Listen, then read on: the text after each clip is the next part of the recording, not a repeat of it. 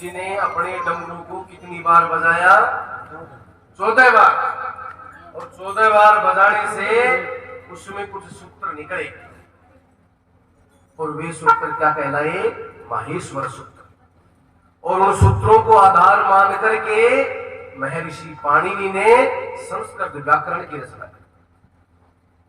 लिखित की प्रमाणों की बात है और आज संस्कृत में हिंदी में पढ़ाई जाती है।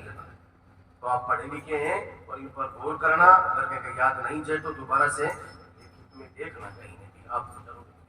और तेरा कर्म कमंडल साजे से में एक बच्ची ने पूछ दियो, वो बेटा बोलो महाराज जी ये बच्ची को रिश्तो बोलो बच्चा और नौकरी मिल जाए तो बढ़िया, नौकरी लगा वो चाहो तो रिश्ता चाहिए बोलो रिश्तो हो जाए बढ़िया।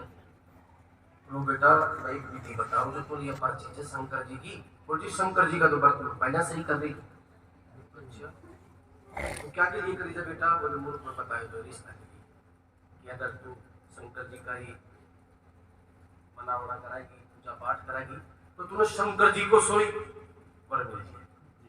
मैं पूछ ली हूँ ये शंकर जी को सब कयासी?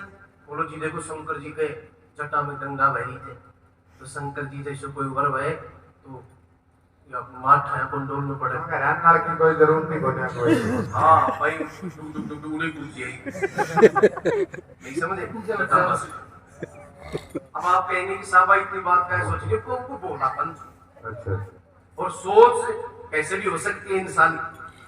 नंबर दूसरा तो मैंने भी उसमें कविता में बनाया है कि तेरी शीश बाल पर है चंदा दोनों को माथा का मार चांद। तो लाइट अभी कौन चलेगी जी? 20 कमाई तो बोलते लाइट भी चलेगी।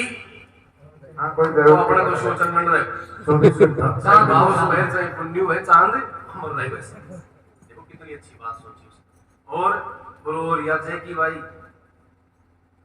घर का मोटरसाइकिल दी तो दिन आती तो कोई जरूरत कोई नंदी का स्वाद जब 4 लोग बज रहे बैठ अपने साथ।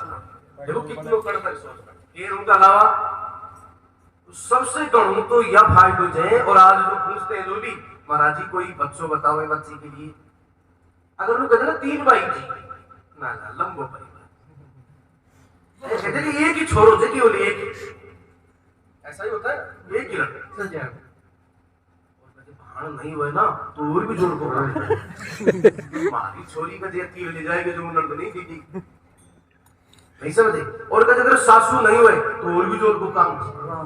मैं बोलो यहाँ का विधि ना करिए अनाथ आश्रम का भाई परिवार तो कोई मिले को नहीं समझे। तो ऐसी सोच नहीं रखना है, लेकिन उसकी सोच कहाँ तक गई फिर देखो। फिर उसने क्या कहा भाई उनके भाण ना माँ बाप ना नहीं समझे तो बोले कोई लड़ाई झगड़ा कोई।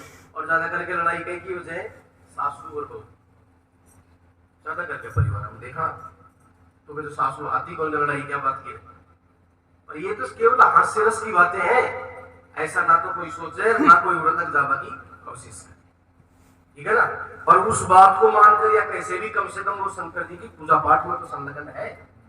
तो नंबर 2 में बताया तेरा डम डम डमरू बाजे से, तेरा कर्म कमंडल साजे से, और तू तो नंदी का असवार।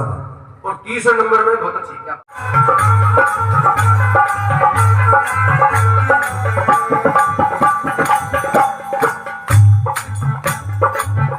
तू तो पूर्ण विसरा बीस है, वो तो पूर्ण विसरा बीस है, वो बाबा पूर्ण विसरा बीस है।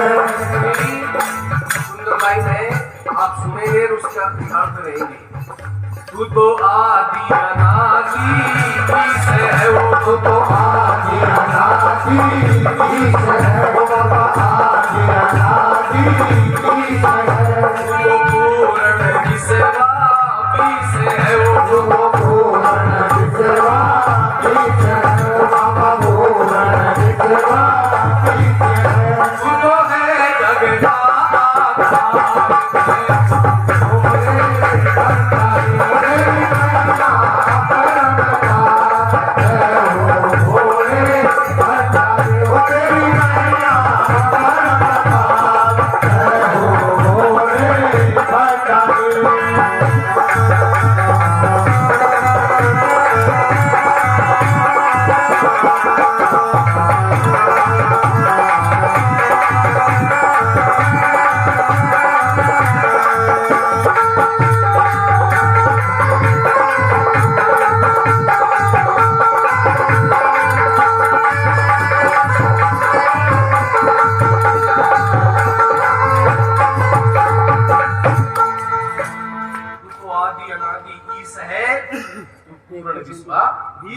आदि अनादि पतोई गुण तेरो ब्योरोई गुण तेरी शुरुआत बैठा सीख है, नहीं समझे।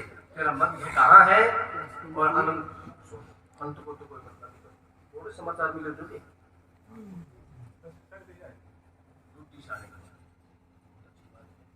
अब देखो मेरे 3 बात याद आ गई। एक भजन के माध्यम से ही शंकर जी का भजन है, और आप ये जो मात्र शक्ति है ये ज्यादा सुनना इन बातों को, और जो जाती है राम पर वो तो स्मृति में रहती है, रात भी सुनो। एक भजन की 3 लाइन मेरे याद आ गई है कब है कि कई बार की वजह कि सागर करने जाकर के ना भी व्यक्ति प्यास हो जाए, जब उन्हें कोई सुरोधो नहीं हुए, उन्हें कोई ज्ञान बोध नहीं, और ज्ञान बोध सीखने के लिए तो हम ऐसे धामों पर जाते हैं जहाँ कोई ना कोई गुरु जी बैठे हैं, तो अपनी कोई ऐसी गाइडलाइन कर दी और अपनो बेड़ो पार हो गई। तो मैं ये, क्योंकि रामायण में भी तुलसीदास जी ने लिखा है बड़ी सुंदर बात, और कौन सी